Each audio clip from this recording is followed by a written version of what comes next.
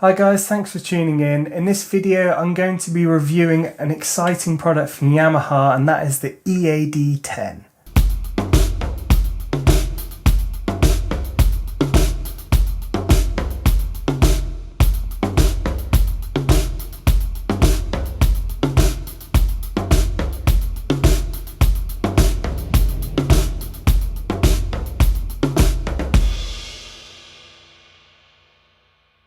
So as soon as I found out about the EAD, the first thing I thought was, is this going to work in a live situation?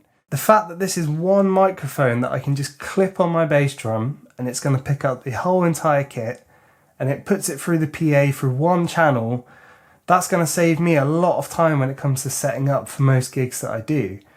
So instead of having to bring individual mics and stands and cables that all get a bit messy, the fact I could just bring this one unit plus the module that goes with it is a really exciting prospect. One concern I had with using this in a live situation was, is there going to be a lot of bleed coming through these mics from the other amps and instruments on stage?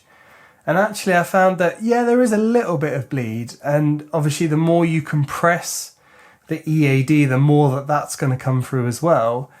I actually found that the sound was quite manageable, and in some cases, if the amps weren't mic'd up, it actually gave them a nice boost through the PA as well. But the drums are definitely coming through on top of everything else. So here's a clip that I shot on my iPhone with the sound coming from the EAD10.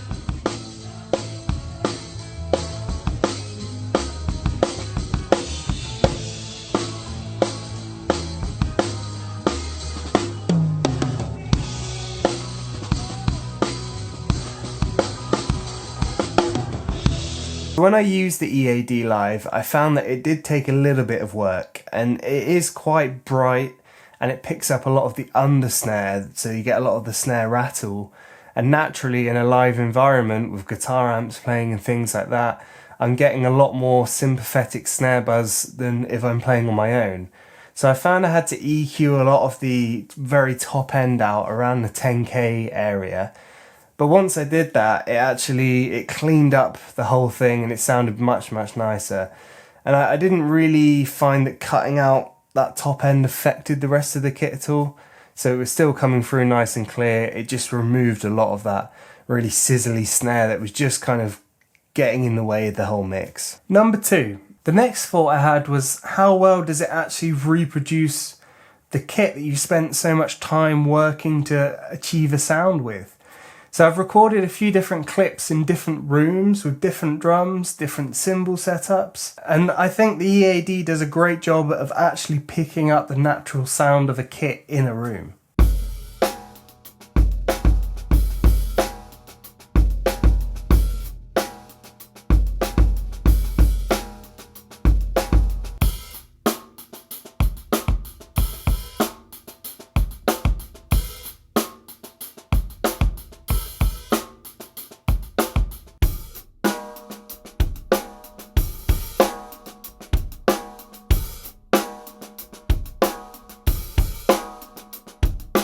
This is the EAD sensor, and in the front there's a pair of stereo microphones that are going to pick up the whole kit.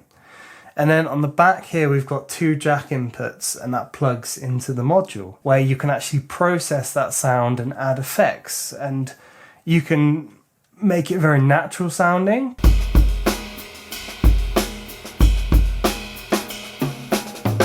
But also you can really get some unusual, quite electronic sounding versions of your kit.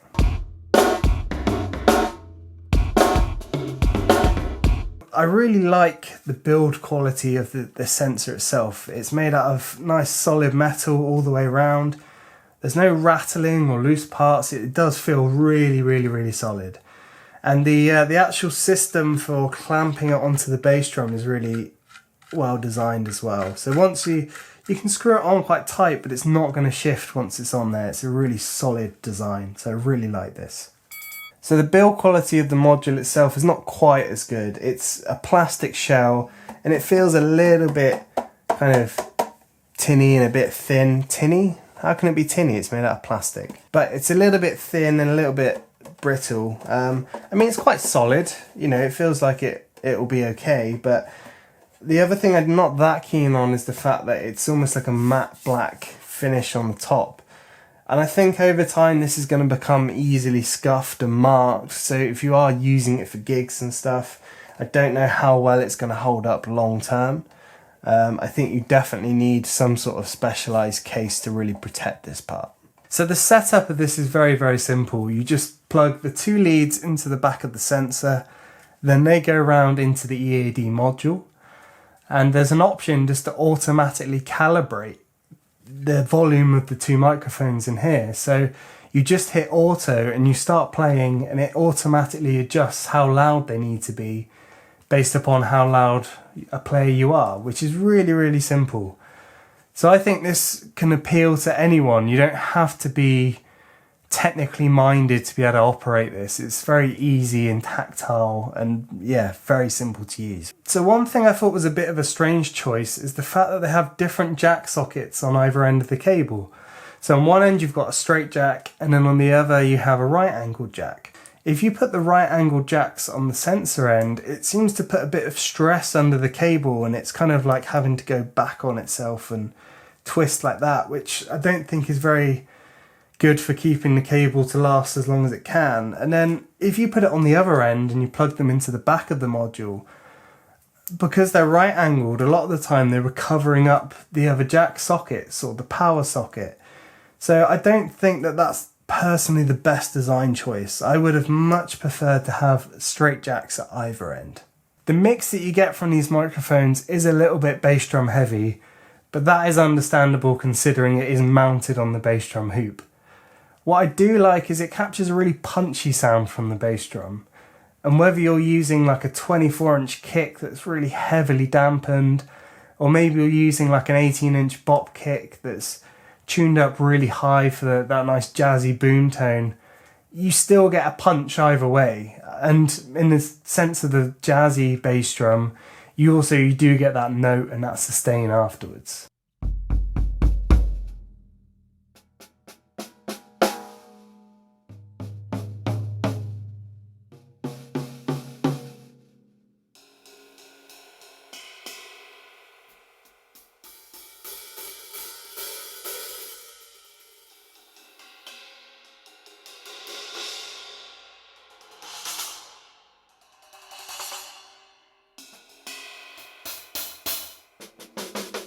I like the fact that the cymbals are a bit lower in the mix. They're definitely not overpowering. Although maybe depending on the kind of cymbals that you use, like the hi-hats, I found in some instances sounded a little bit weak. Again, I could use the compression and it would kind of bring them up a little bit, but maybe not quite as much as I'd like. One thing I've noticed with the EAD is that it doesn't tend to pick up the entire width of the kit in a balanced way, which is understandable considering the mic is positioned right in the center of the kit. So things like the snare, floor tom, rack toms, they all come through really clearly, but if you have something like a side snare off to the left, it doesn't tend to pick it up quite as well. It still sounds like it's there, it just sounds like it's a bit more like it's in the room rather than being quite direct and punchy.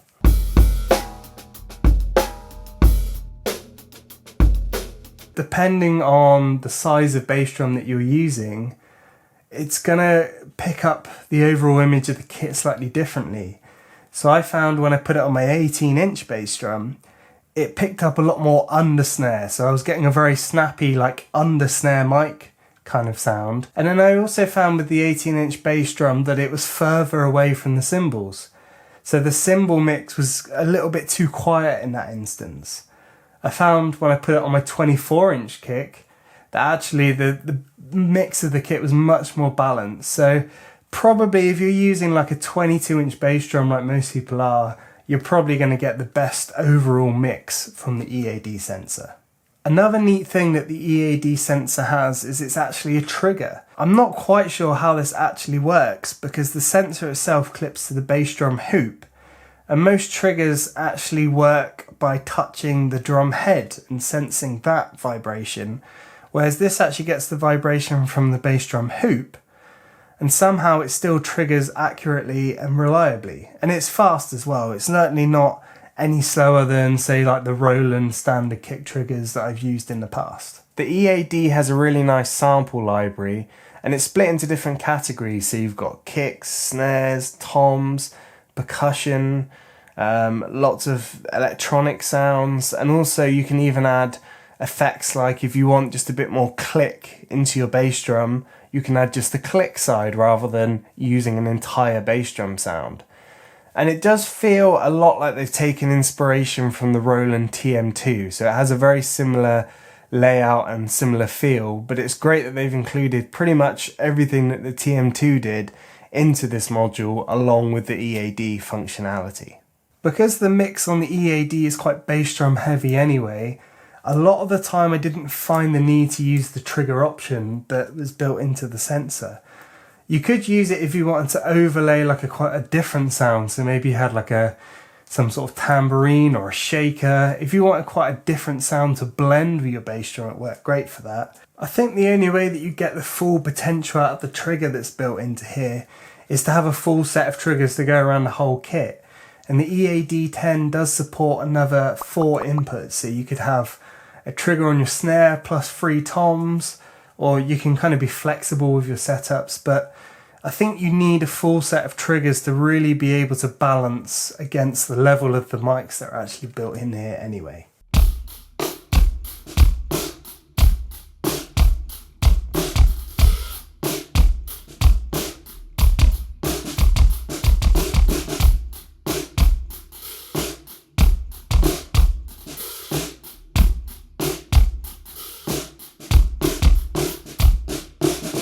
So on the module itself, it's got a quite clean layout. There's not many buttons, and again, I think that's definitely a good thing. And all the dials in particular are very, very smooth, and they feel really tactile and just nice to use. I love the fact that when you're adjusting the bottom 3 options, that there's actually red LEDs that go round. So as you're rotating it, you can actually see kind of what percentage of that dial that you're using. So it's a really, really nice touch. Again, the scene dial is very nicely built and it's got a nice click to it. So as you're going through your preset scenes, you can just feel exactly when you're flicking to the next one.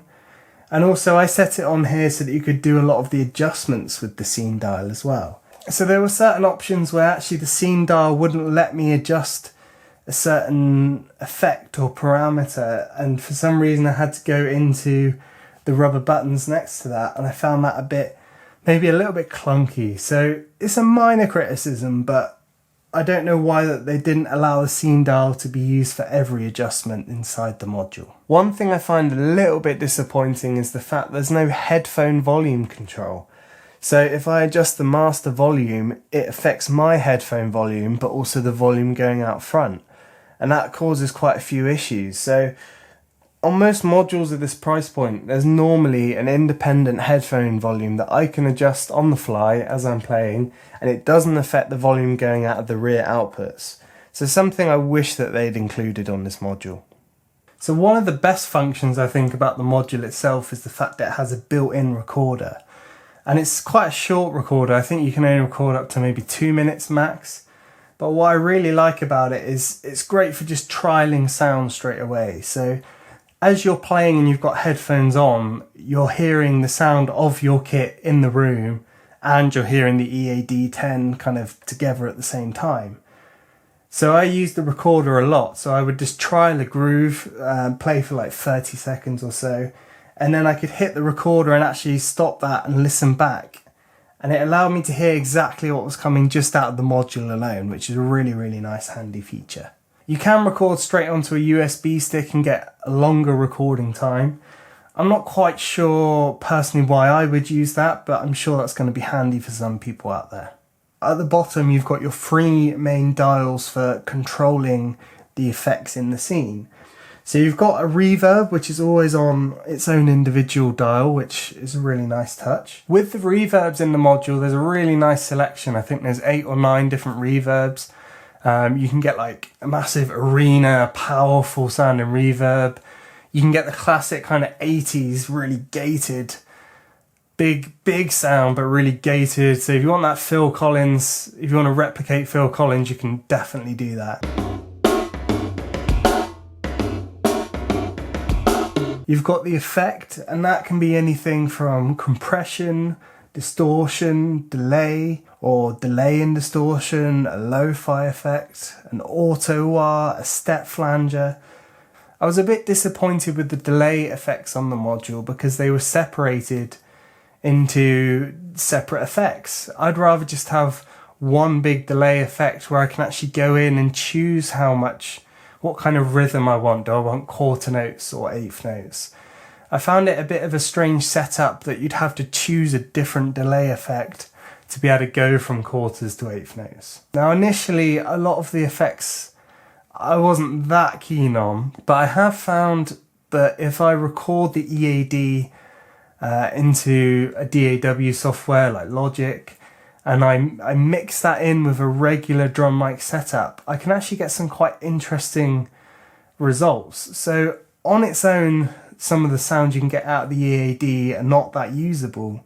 But if you mix them in with a regular kit sound, you can actually add a really kind of interesting vibe to what the kit's sounding like.